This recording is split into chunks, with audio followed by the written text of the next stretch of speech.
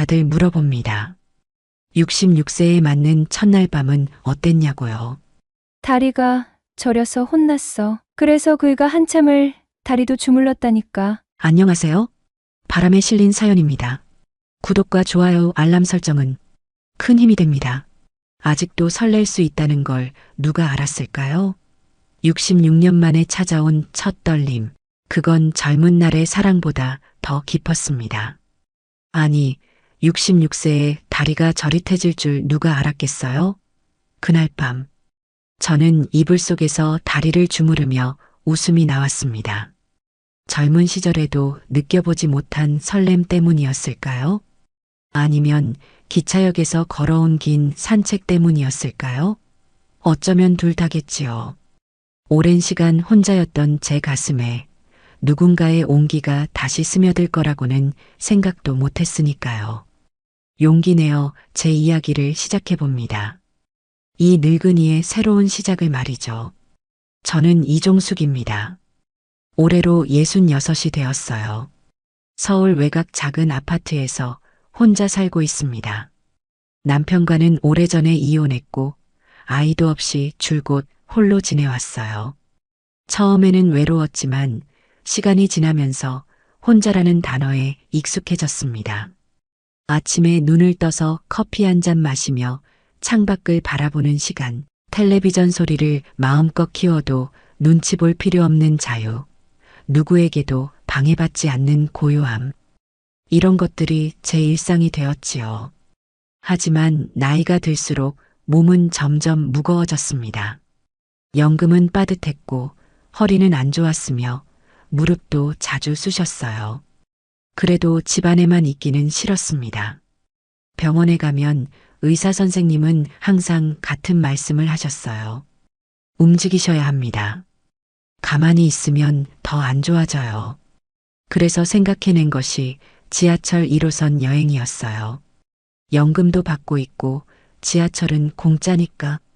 이렇게 스스로를 위로하며 매일 아침 9시 집 근처 역에서 지하철에 올랐습니다.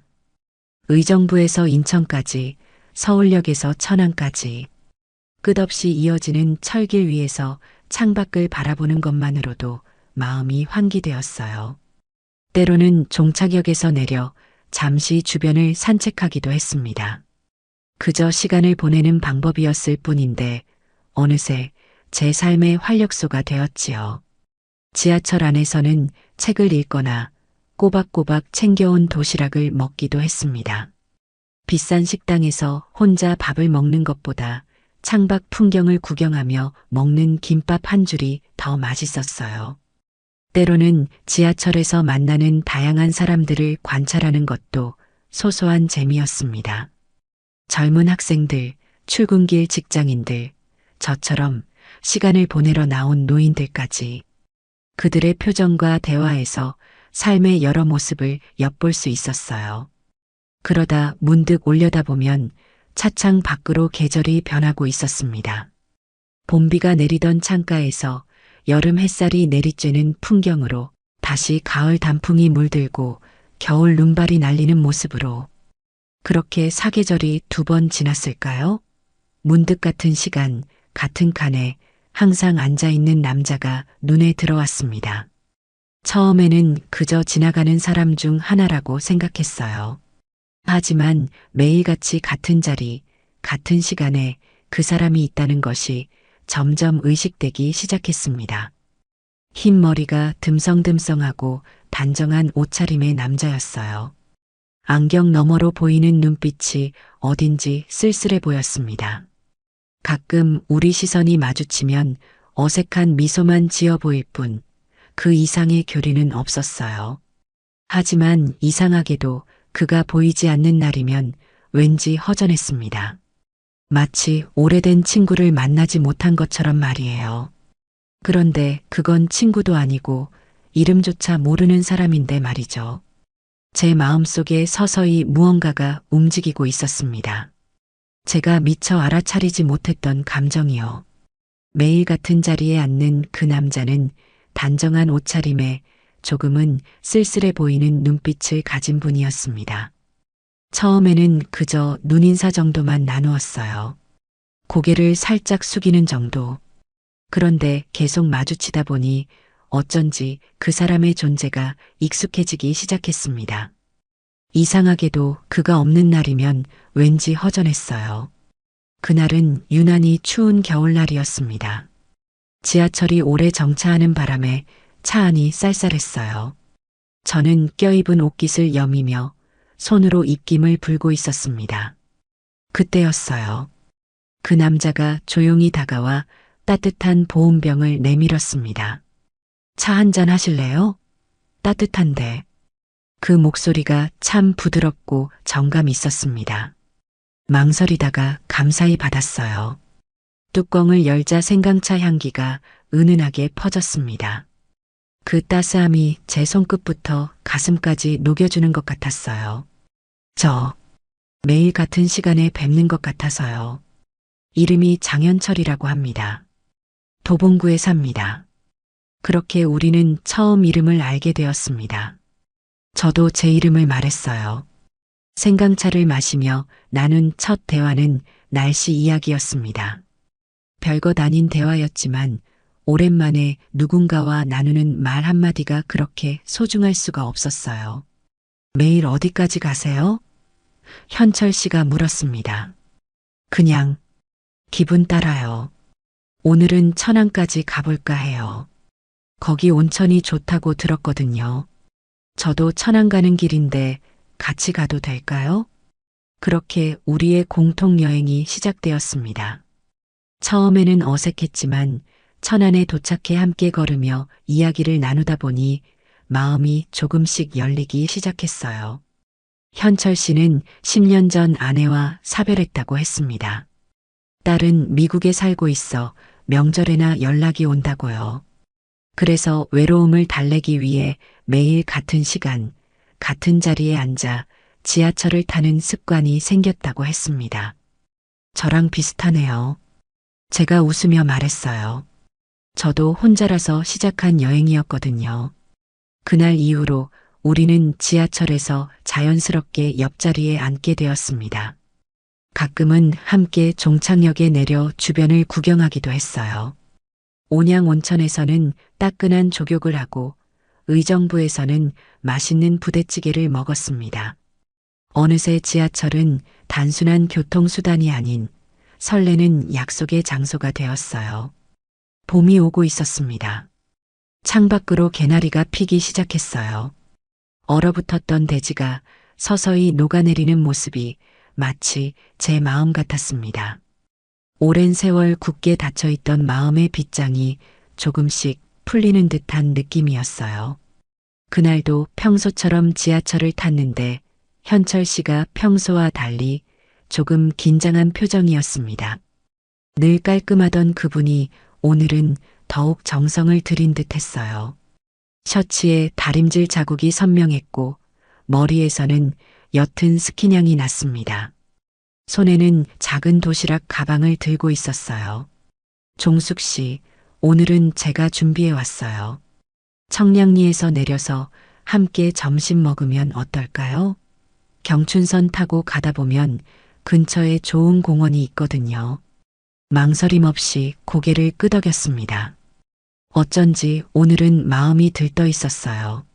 아침부터 옷장을 뒤적이며 무엇을 입을지 고민했던 제 모습이 떠올라 살짝 웃음이 나왔습니다.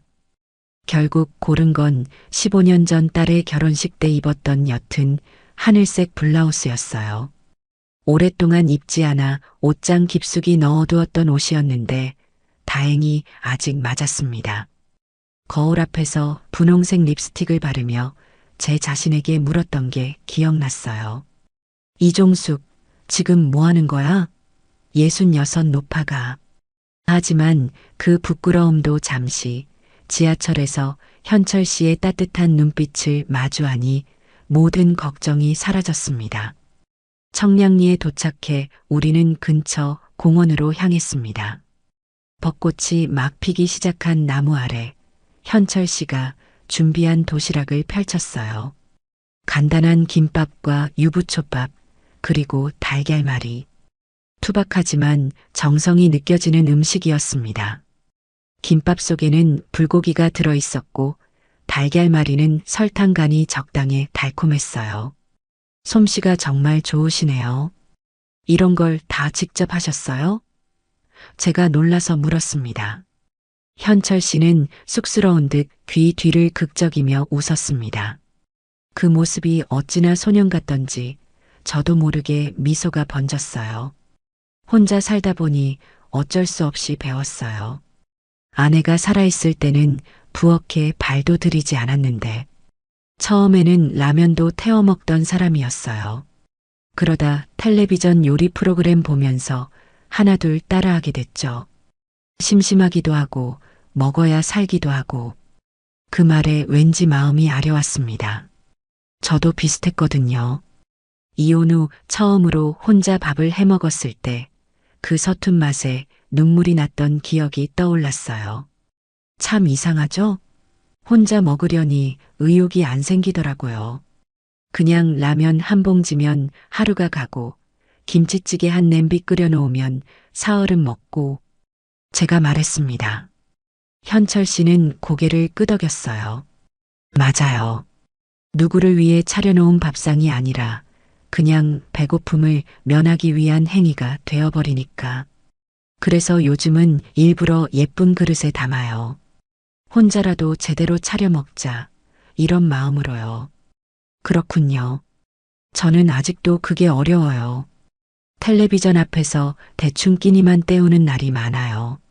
현철 씨는 도시락 상자에서 마지막 접시를 꺼냈습니다. 고구마 마탕이었어요. 노란빛이 도는 고구마 위에 깨가 뿌려져 있었습니다.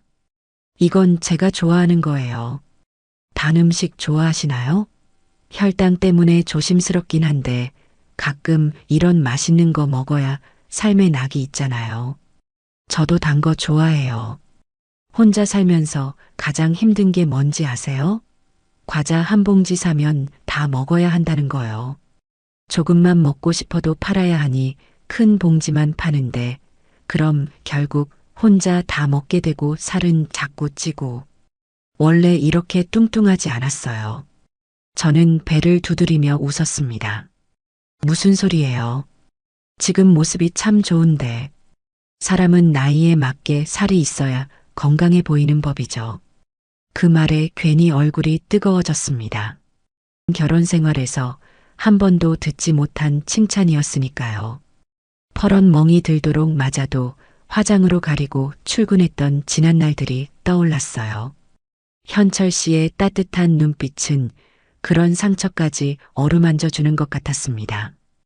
혼자 산다는 게 참 많은 걸 가르쳐 주더라고요. 좋든 싫든 제가 작게 중얼거렸습니다. 현철 씨는 고개를 끄덕이며 제 손을 바라보았어요. 주름이 잡히고 반지 자국만 남은 손이었지만 그분의 눈빛은 존중과 따뜻함으로 가득했습니다. 종숙 씨는 음식 솜씨가 어떠세요? 분명 뛰어나실 것 같은데. 어디? 남편 입에 맞추려고 평생 요리했던 사람이죠. 짜다, 싱겁다, 맵다. 매일 타박받으면서도 30년을 했으니 솜씨가 늘 수밖에요. 하지만 지금은 혼자니까 대충 먹어요. 입맛도 없고 그냥 살기 위해 먹는 거죠. 현철 씨는 눈을 반짝이며 말했습니다. 다음에는 종숙 씨가 해주세요. 제가 기대할게요. 누군가를 위해 음식을 만든다는 건 정말 행복한 일이잖아요. 저는 요즘 그런 행복이 그리웠거든요. 그 말에 괜히 가슴이 떨렸습니다. 다음에라는 말, 그것은 우리의 관계가 계속될 거라는 약속 같았으니까요. 집으로 돌아오는 길, 저는 오랜만에 시장에 들러 식재료를 샀습니다.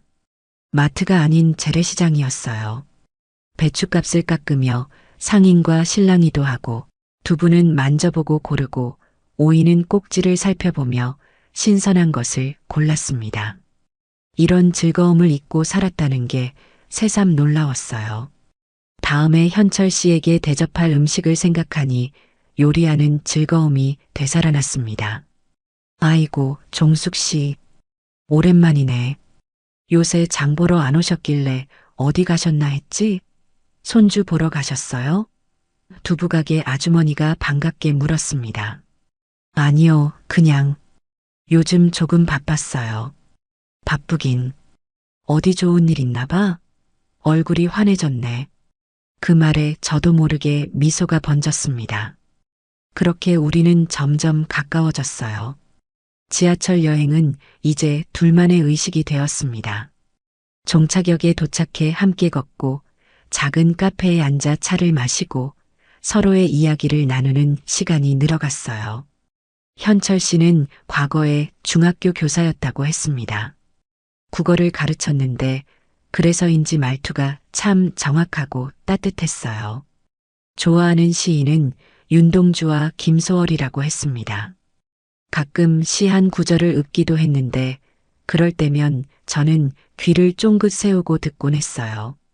시집도 한 권 내고 싶었다고 했는데 결국 꿈을 이루지 못했다며 수줍게 웃던 모습이 기억납니다. 저는 작은 의류 가게를 운영했던 이야기를 들려주었어요. 명동에서 시작해 20년 넘게 장사를 했다고요. 패션 감각이 좋아 단골이 많았다고 자랑도 조금 했죠.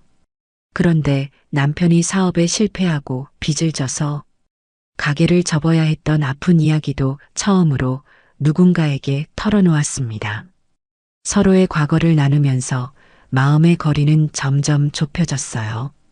우리 참 비슷한 인생을 살았네요. 현철 씨가 말했습니다. 네, 그래서 더 공감이 되는 것 같아요. 종숙 씨는 혹시 다시 누군가와 함께하는 삶을 생각해 본 적 있으세요? 그 질문에 잠시 숨이 멎는 듯 했습니다. 떨리는 마음으로 대답했어요. 생각은 해봤지만 가능할 거라고는 믿지 않았어요. 이 나이에 누가 또... 현철 씨는 천천히 고개를 끄덕였습니다. 말은 없었지만 그 눈빛에서 저는 많은 것을 읽을 수 있었어요. 앞으로의 가능성, 함께할 수 있는 시간에 대한 조심스러운 기대 같은 것들을 말이죠. 비가 내리던 날이었습니다. 우산을 챙기지 못해 역 앞에서 발을 동동 구르고 있는데 현철 씨가 우산을 씌워주었어요. 그분의 향기가 비 냄새와 섞여 코끝을 간지렸습니다.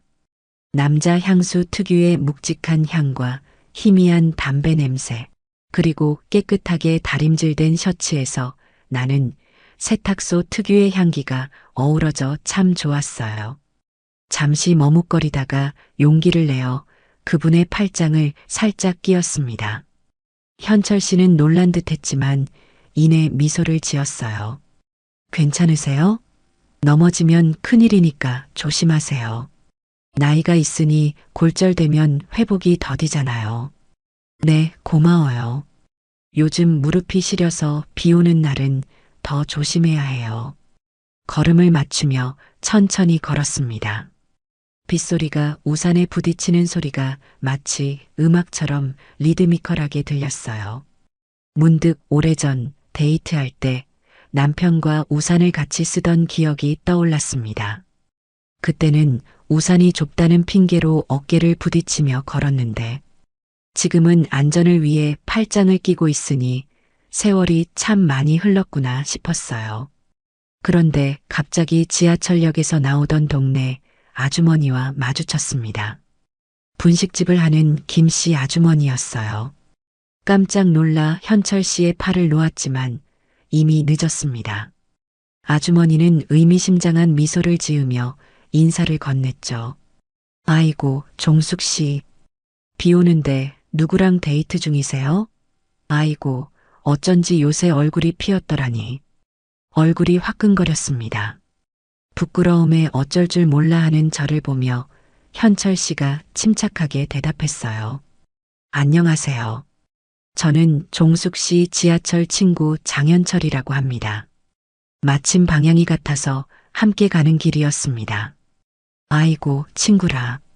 그럼 그렇지. 요즘 노인들 사이에서 짝이 생기면 자살 방지에도 좋다던데. 서로 의지도 되고 말이에요.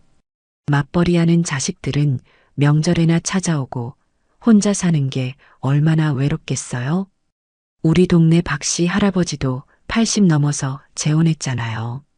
김씨 아주머니는 더 말을 이어가려 했지만 저는 황급히 인사를 하고 현철 씨의 팔을 끌었어요. 자리를 피하자마자 웃음이 나왔습니다. 학창 시절에 선생님한테 들킨 학생처럼 가슴이 두근거렸어요. 미안해요. 저희 동네 아주머니라. 소문이 빨리 퍼질 거예요. 현철 씨는 웃으며 말했습니다. 괜찮아요. 저는 소문 같은 거 신경 안 써요. 그런데 혹시 부담스러우시면 아니에요. 제가 생각보다 큰 소리로 말했습니다. 그냥 오랜만에 이런 상황이라 어색해서요. 소문은 뭐 소문일 뿐이잖아요. 비가 그치기 시작했습니다. 하늘에서는 햇살이 비구름 사이로 스며들고 있었어요. 우리는 근처 찻집에 들어갔습니다. 창가 자리에 앉아 따뜻한 차를 마시며 빗방울이 유리창에 맺히는 모습을 바라보았어요. 종숙 씨, 나 오늘 한 가지 고백할 게 있어요. 갑작스러운 말에 가슴이 덜컥 내려앉았습니다. 혹시 이제 헤어지자는 말일까? 아니면 더 친해지고 싶다는 말일까? 온갖 생각들이 머릿속을 스쳐 지나갔어요. 사실 우연은 아니었어요. 내가 종숙 씨를 먼저 알아봤어요. 같은 복지관에서 뵌 적이 있거든요. 작년 명절 때 봉사활동 하시는 모습이요. 그때부터 눈여겨보고 있었어요. 그러다 같은 지하철 타시는 걸 알게 되어서 일부러 매일 같은 시간에 타기 시작했어요. 현철 씨의 고백에 제 심장은 마구 뛰기 시작했습니다. 66년 인생에서 이런 떨림은 처음이었어요. 가슴 속에서 무언가가 따뜻하게 퍼져나가는 느낌이었습니다. 저를 알아보셨다고요? 겨우 이 말만 나왔습니다. 현철 씨는 수줍게 웃으며 고개를 끄덕였어요. 그의 주름진 손이 찻잔을 감싸고 있었습니다. 손등에 도드라진 핏줄과 나이테처럼 새겨진 주름들이 이상하게 안정감을 주었어요. 네. 종숙 씨가 김장 담그는 걸 도와주시는 모습이 참 아름다웠어요. 노란 고무장갑을 끼고 배추를 절이는데 얼굴에 묻은 고춧가루를 닦으려다 더 번지게 해서 웃으시던 모습이요. 저는 그 순간을 기억했습니다. 작년 12월 독거노인을 위한 김장 봉사활동이었어요. 정말 고춧가루를 묻혀서 망신살이 뻗쳤던 날이었죠. 그런 모습을 누군가 눈여겨보고 있었다니 괜히 마음이 간질간질했습니다. 그때는 제가 다가갈 용기가 없었어요. 아내와 사별하고 마음을 닫아 걸었거든요. 그러다 지하철에서 우연히 다시 뵙게 되어서 이건 운명인가 싶었죠. 운명이라는 말에 괜히 코끝이 찡해졌습니다. 60대 중반의 운명이라니 별것 아닌 말인데도 왜 이리 가슴이 떨리는지 모르겠어요. 저는 복지관에서 현철 씨를 본 기억이 없네요. 죄송해요. 현철 씨는 손사래를 쳤습니다. 아니에요. 저는 구석에서 책 정리하는 봉사를 했으니까요. 눈에 띄지 않았을 거예요. 그때 문득 기억이 났습니다. 서가 앞에서 책을 정리하던 단정한 남자분. 한번 스쳐 지나가며 눈인사를 나눴던 기억이 아득하게 떠올랐어요. 혹시 도서관에서 책 정리하시던 분?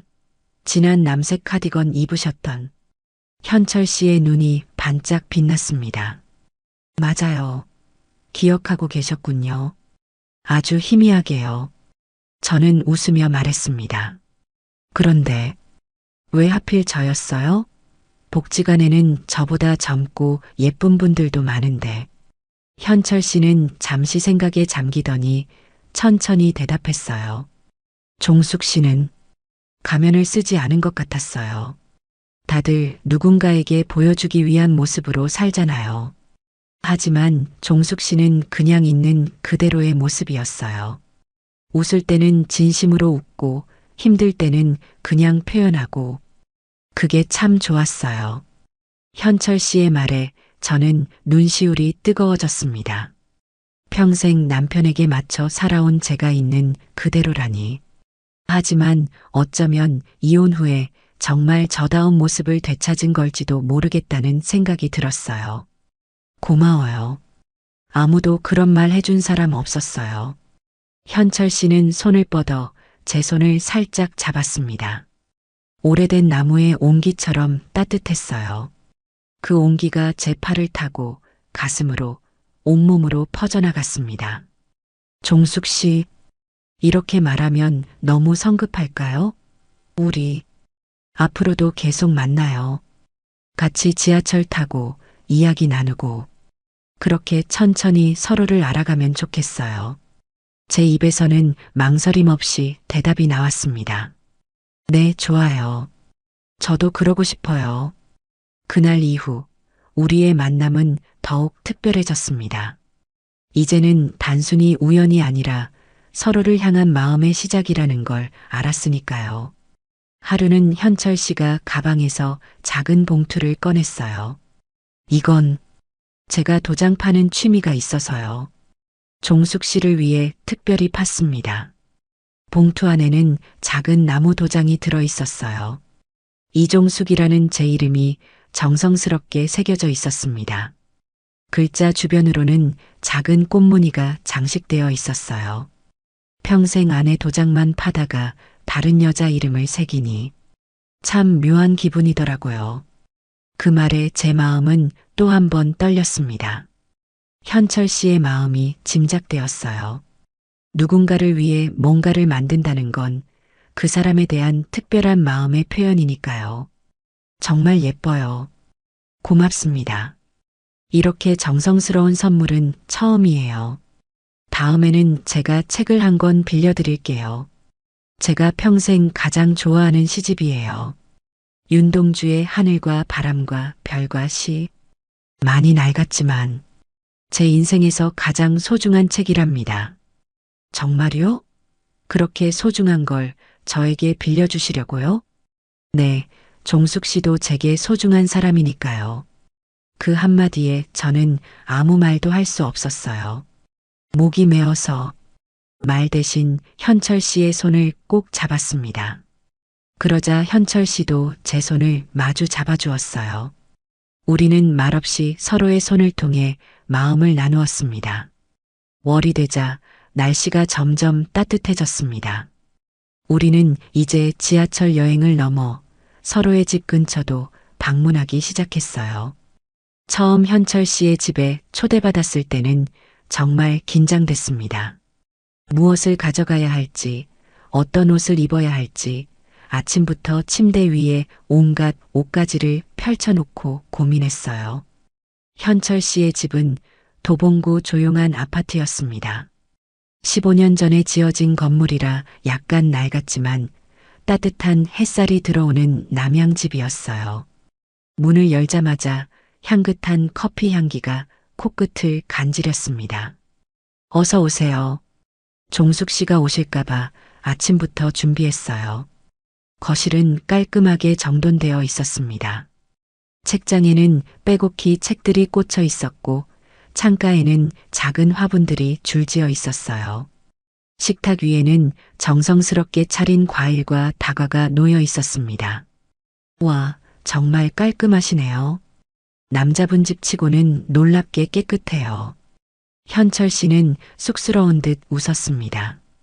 처음엔 엉망이었어요. 아내가 떠나고 나서 한동안 방치했거든요. 그러다 어느 날 문득 깨달았죠. 이러다 나까지 망가지겠구나 하고요. 그때부터 스스로 정리하는 습관을 들였어요. 거실 벽에는 가족 사진 한 장이 걸려 있었습니다. 젊은 시절의 현철 씨와 부인, 그리고 어린 딸이 함께 찍은 사진이었어요. 행복해 보이는 모습이었습니다. 제 가족이에요. 지은이는 지금 미국 시애틀에 살고 있어요. 작년에 둘째 아이를 낳았는데 아직 한 번도 보지 못했네요. 할아버지가 되셨군요. 축하드려요. 고맙습니다. 화상 통화로만 봤어요. 요즘 아이들은 바빠서 명절에도 잘 안 오니까요. 현철 씨의 목소리에서 쓸쓸함이 느껴졌습니다. 저도 비슷한 마음이었어요. 저희 딸도 결혼하고 나서는 바쁘다며 자주 오지 않았으니까요. 저도 그래요. 딸이 2명인데 큰 애는 캐나다로 이민 가고 작은 애는 부산에 살아서 1년에 한두 번 보면 다행이에요. 그래도 화상통화로 얼굴이라도 볼 수 있으니 다행이죠. 현철 씨는 부엌으로 가서 커피를 내왔습니다. 예쁜 도자기 잔에 담긴 커피였어요. 손님 올 때만 이 잔 꺼내요. 결혼할 때 장모님이 주신 건데 아내가 소중히 간직하던 거라서. 아, 그럼 저 때문에? 부담스러운데. 아니에요.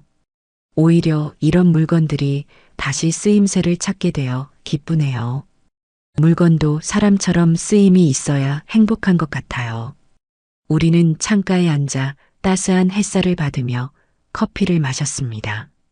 창밖으로는 아파트 단지의 봄 풍경이 펼쳐져 있었어요. 개나리와 진달래가 만발한 화단, 아이들이 뛰노는 놀이터, 벤치에 앉아 담소를 나누는 노인들. 평화로운 일상의 모습이 참 아름다웠습니다. 뭘 그리 보세요? 현철 씨가 물었습니다. 저 풍경이요. 참 좋네요. 제 집은 북향이라 햇빛이 잘 안 들어와요. 그래서 늘 침침하고 축축한 느낌이 들거든요. 그럼 자주 놀러 오세요. 여기 햇빛은 충분히 나눠줄 수 있어요. 그 말에 괜히 웃음이 났습니다. 나이 들어 이런 대화를 나누게 될 줄은 몰랐으니까요. 마치 젊은 연인들처럼 말이에요. 잠시 후 현철 씨가 책장에서 낡은 시집을 꺼냈습니다. 약속했던 하늘과 바람과 별과 시였어요. 표지는 닳고 모서리는 구겨졌지만 그만큼 사랑받은 흔적이 느껴졌습니다. 여기 보세요. 제가 가장 좋아하는 부분이에요. 종이 한쪽에 연필로 밑줄이 그어져 있었습니다. 별을 노래하는 마음으로 모든 죽어가는 것을 사랑해야지라는 구절이었어요. 아내가 아플 때 매일 밤 읽어주던 구절이에요. 죽음을 앞두고도 아름다움을 찾으라는 그런 마음으로 살아왔어요. 현철 씨의 눈에 맺힌 그리움이 보였습니다. 저는 조용히 그의 손을 잡아드렸어요. 따뜻했습니다. 생명의 온기가 전해지는 듯 했어요. 좋은 사람이었나 봐요, 사모님이. 네, 정말 좋은 사람이었어요. 투병 중에도 항상 웃으려고 노력했죠. 마지막까지 밝은 모습으로. 그래서 더 마음이 아팠어요. 그 마음, 이해해요. 제 남편과는 달랐지만, 사랑하는 사람을 잃는 건 어떤 경우든 가슴 아픈 일이니까요. 종숙 씨는 이혼하신 거죠? 저는 고개를 끄덕였습니다. 이제는 그 이야기를 해도 괜찮을 것 같았어요. 남편은 술만 마시면 달라졌어요. 처음엔 말로만 상처 주다가 나중엔 손찌검까지 했죠. 20년을 참았어요. 아이들 때문에. 하지만 애들이 다 크고 나니까 더 이상 견딜 이유가 없더라고요. 현철 씨의 눈빛이 깊어졌습니다. 분노가 아닌 깊은 이해와 연민이 담긴 눈빛이었어요. 많이 힘드셨겠네요. 어떻게 그렇게 오래 참으셨어요? 그때는 다들 그렇게 살았으니까요. 참으면 낮이 온다. 시집살이는 원래 그런 거다. 그런 말들을 들으며 자랐으니까. 지금 생각하면 그냥 나왔어야 했는데 용기가 없었어요. 아니에요. 종숙 씨는 정말 용기 있는 분이세요. 결국 자신의 삶을 선택하셨잖아요. 그게 얼마나 어려운 결정인지 저도 알아요. 현철 씨의 말에 제 눈에 눈물이 고였습니다. 이혼 후 처음으로 누군가가 제 선택을 인정해주는 말이었으니까요. 그동안 주변에서는 가정을 깨뜨렸다. 나이 들어 혼자 뭐하게. 그냥 참지 이런 말들만 들었거든요. 고마워요. 정말 고마워요. 시간은 빠르게 흘러 여름이 다가왔습니다. 날씨가 더워지자 지하철 여행 대신 근처 공원에서 만나는 날이 늘어났어요. 현철 씨는 항상 준비가 철저했습니다. 접이식 의자와 작은 돗자리, 시원한 음료수가 담긴 보냉 가방까지. 저는 그런 세심함이 참 사랑스러웠어요. 40년 넘게 살면서 이런 배려를 받아본 적이 없었으니까요. 어느 무더운 오후였습니다. 우리는 도봉산 자락의 그늘진 곳에 돗자리를 펴고 앉았어요. 물소리가 들리는 계곡 근처였습니다. 현철 씨는 보냉통에서 수박을 꺼냈어요. 아침에 일부러 시장에 가서 골랐어요. 달걀을 올려놓고 고르는 할머니한테 배웠거든요. 수박 위에 달걀을 올려놓고 돌리면 잘 돌아가는 게 속이 꽉 찬 거래요. 정말요? 처음 들어봐요. 저는 그냥 두드려보고 통통 소리 나는 걸로 골랐는데 현철 씨는 작은 접이식 칼로 수박을 정성스레 잘랐습니다. 붉은 과육이 반짝였어요. 먹음직스러웠죠. 자, 드세요. 시원할 거예요. 한 입 베어 물자 달콤한 수박즙이 입안에 퍼졌습니다. 정말 시원하고 달았어요. 와, 정말 맛있네요. 역시 현철 씨는 수박 고르는 솜씨도 좋으세요. 현철 씨가 수줍게 웃었습니다. 저는 문득 이런 소소한 행복을 오랫동안 잊고 살았다는 생각이 들었어요. 누군가와 함께 수박을 먹으며 웃는 일, 시원한 그늘에서 쉬는 일, 사소한 일상의 기쁨을 나누는 일. 이런 게 진짜 행복이 아닐까 싶었습니다. 종숙 씨, 무슨 생각해요? 갑자기 표정이 진지해졌네. 아, 그냥 이런 소소한 행복이 참 좋다는 생각이 들어서요. 살면서 행복이 뭔지 잊고 살았던 것 같아요. 현철 씨는 진지한 표정으로 고개를 끄덕였습니다. 맞아요. 저도 아내가 떠나고 나서 한동안 삶의 의미를 찾지 못했어요. 그냥 시간이 흐르는 대로 사는 것뿐이었죠. 그런데 종숙 씨를 만나고 나서 다시 일상의 소소한 것들이 의미 있게 느껴지기 시작했어요. 그 말에 가슴이 뭉클해졌습니다. 저도 비슷한 감정이었거든요. 하지만 제 입에서 나온 말은 다른 것이었어요. 현철 씨, 우리 이대로 계속 만나도 될까요? 가끔은 이게 꿈 같아서 언젠가 깨어나면 사라질까봐 두려워요. 현철 씨는 잠시 침묵했습니다. 그러다 천천히 손을 뻗어 제 손을 잡았어요. 그의 손은 거칠었지만 따뜻했습니다. 종숙 씨, 저는 진지하게 생각하고 있어요. 우리 나이에 이런 말하는 게 어색할 수도 있지만 함께하고 싶어요. 남은 인생 같이 걸어가고 싶어요. 숨이 멎는 듯 했습니다. 66에 고백을 받는다는 건 상상도 못한 일이었어요. 게다가 그 진심이 느껴지는 눈빛은 젊은 시절 어떤 사랑보다도 깊고 진실되게 느껴졌습니다. 저도 같은 마음이에요. 그 말을 하자마자 눈물이 핑 돌았습니다. 기쁨인지 설렘인지 두려움인지 복잡한 감정이 한꺼번에 밀려왔어요. 현철 씨는 손수건을 꺼내 제 눈가를 닦아주었습니다. 울지 마세요. 기쁜 날인데 기뻐서 우는 거예요.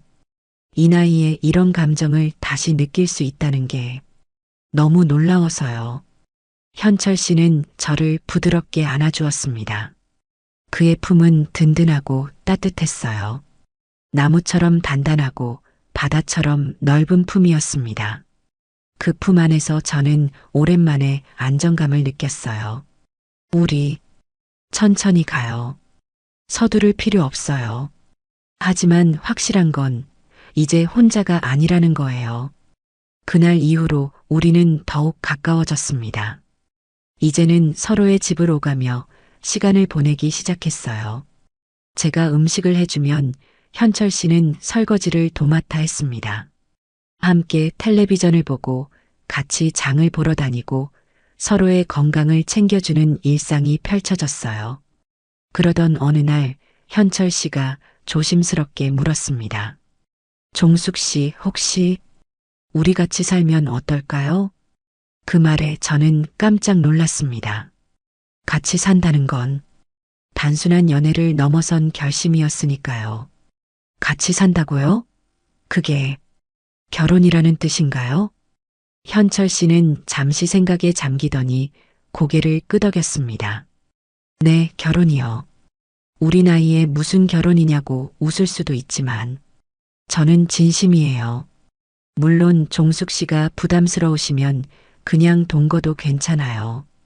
형식보다는 함께 한다는 것 자체가 중요하니까요. 순간 가슴이 두근거렸습니다. 결혼. 한 번의 실패를 겪고 나서 다시는 생각해보지 않았던 단어였어요. 하지만 현철 씨와라면 어쩌면 다를 수 있지 않을까? 그런 생각이 들었습니다.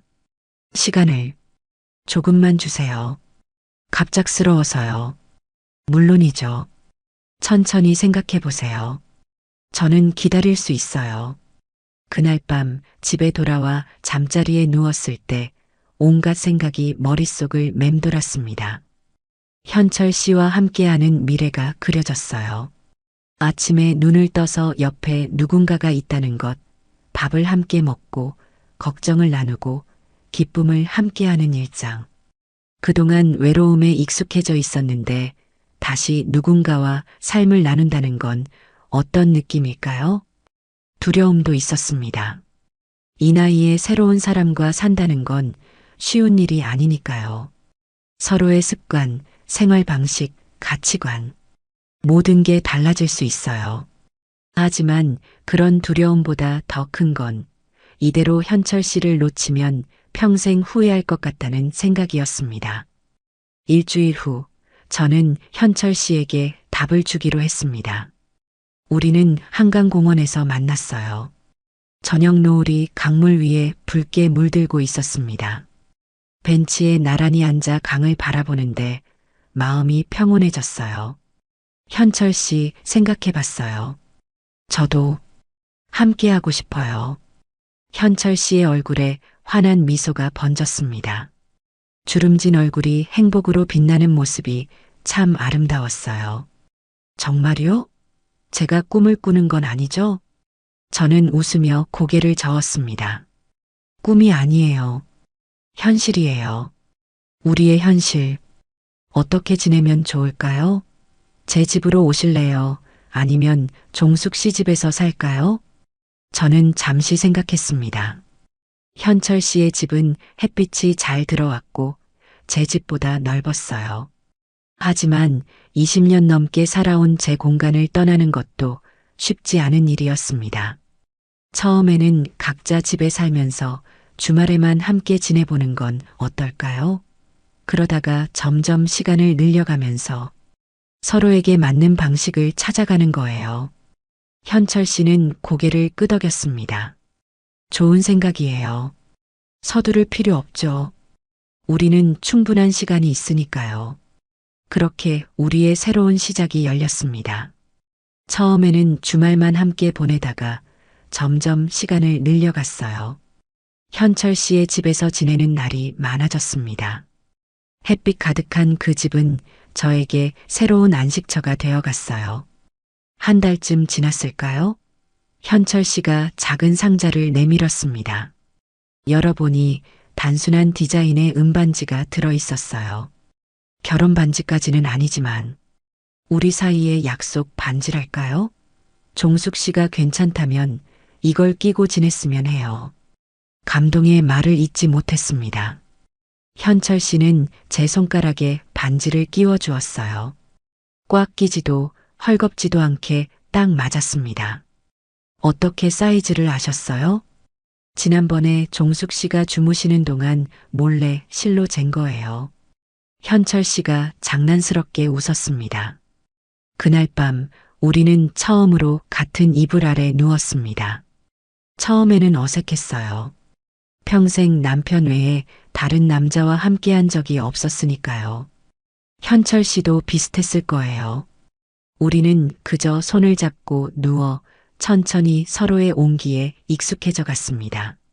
종숙 씨, 부담 갖지 마세요. 그냥 옆에 있는 것만으로도 행복해요. 그 말에 안도감이 들었습니다. 서로를 존중하는 마음이 느껴졌으니까요. 하지만 이상하게도 그의 다정한 배려가 오히려 제 마음을 더 설레게 했어요. 몇십 년 만에 처음으로 누군가에게 진심으로 끌리는 감정이 솟아올랐습니다.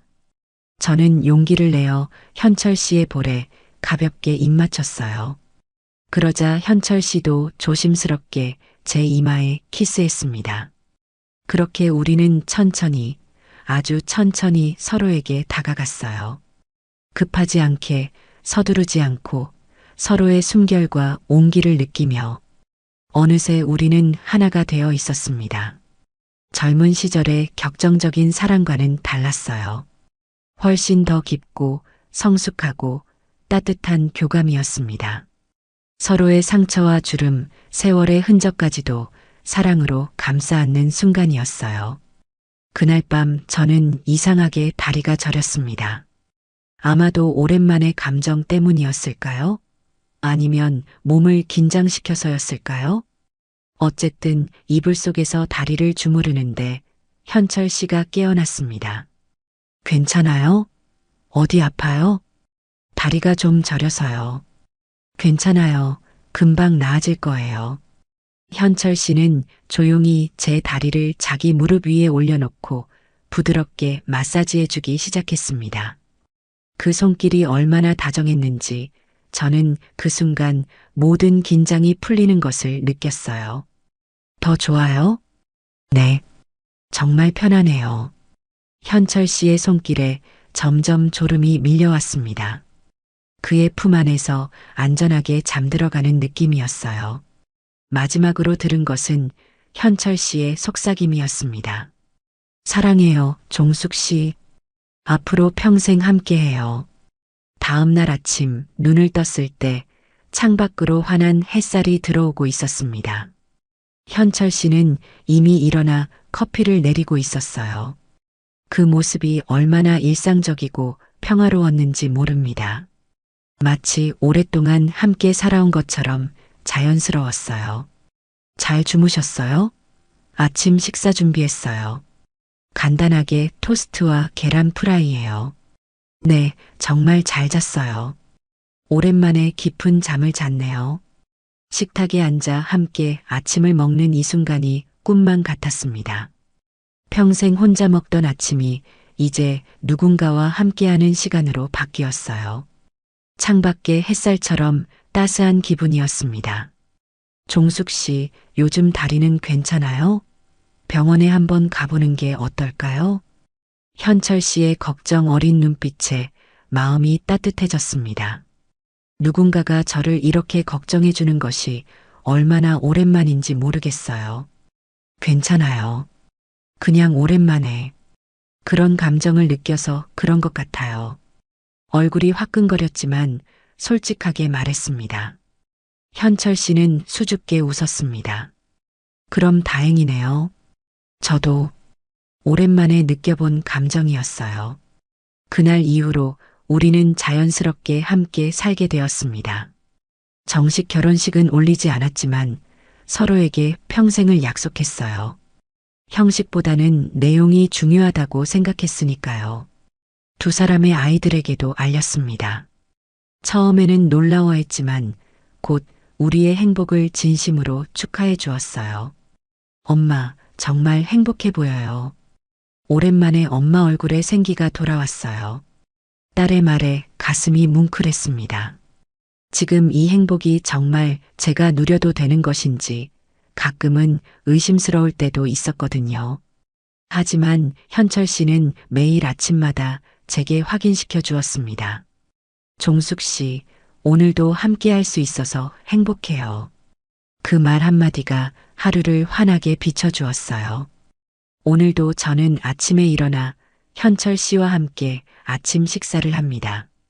창밖으로 계절은 변하고 우리의 주름은 조금씩 늘어가지만 마음속의 사랑은 날마다 새롭게 피어납니다. 다리가 저렸던 그날 밤의 기억은 이제 우리의 소중한 추억이 되었어요. 66세에 찾아온 사랑은 젊은 날의 열정과는 달랐습니다. 훨씬 더 깊고 성숙하고 감사함이 가득한 사랑이었어요. 인생의 황혼역에서 만난 우리의 사랑 이야기는 끝이 아닌 새로운 시작이었습니다. 이제 저는 알아요.